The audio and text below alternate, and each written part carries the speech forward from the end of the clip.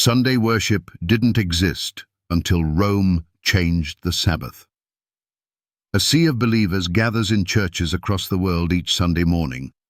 Hands raised, voices lifted, hearts seeking to worship the Almighty. But beneath the songs and the prayers lies a hidden truth, a truth that many refuse to face. Sunday worship didn't exist until Rome changed the Sabbath. A forgotten commandment. God's commandments were written with his own finger on tablets of stone, etched permanently, unchangeable, and eternal. Among them is the fourth commandment: remember the Sabbath day, to keep it holy. The seventh day is the Sabbath of the Lord thy God. Exodus 20:8-10. 6 days to work, but the seventh day is sacred, God's holy time.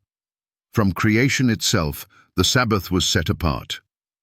And God blessed the seventh day and sanctified it. Genesis 2:3. Adam kept it, Abraham kept it, Moses kept it. Jesus himself, the Creator in human form, kept it. Luke 4:16 declares, as his custom was, he went into the synagogue on the Sabbath day. But today, millions claim that Sunday, the first day of the week, is the Lord's day. Where is it written? Search the Scriptures. From Genesis to Revelation, there is not a single verse that changes God's holy day from Saturday to Sunday. It is not there. A Roman invention. If it's not in the Bible, where did it come from? History unveils the truth. In AD 321, Roman Emperor Constantine, an unbaptized pagan who sought to unite his empire, passed a civil decree mandating that all should rest on the venerable day of the sun. It was a political maneuver, a gesture to appease both Christians and sun-worshipping pagans. Did God ordain this change? No. In fact, the Catholic Church openly admits to this alteration. In their own words, Sunday is our mark of authority. The Church is above the Bible, and this transference of Sabbath observance is proof of that fact. Catholic Record of London, Ontario, September 1, 1923. The question is direct and piercing. Do you follow the commandments of God or the traditions of men? The Scriptures cannot be broken. Jesus himself warned against following traditions that void God's commandments. Full well ye reject the commandment of God, that ye may keep your own tradition. Mark 7:9.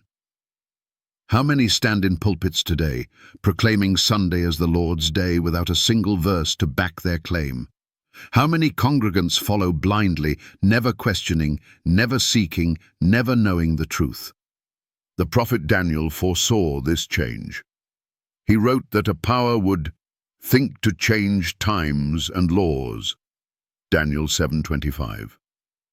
And Rome did exactly that, changing God's holy day by its own authority, not by divine command, a call to choose. The final crisis is drawing near. The lines are being drawn between those who will follow God's eternal law and those who will follow the traditions of men. Revelation 14:12 speaks of the saints who keep the commandments of God and the faith of Jesus. They will not bow to man-made decrees. They will not follow the dictates of tradition. They will honor God's holy Sabbath just as he commanded. So I ask you today, who is your master? Will you follow God's commandments, or will you continue to follow Rome's invention? Will you stand with truth or tradition? It is a choice that will soon decide the fate of millions. Choose you this day whom ye will serve. Joshua 24:15.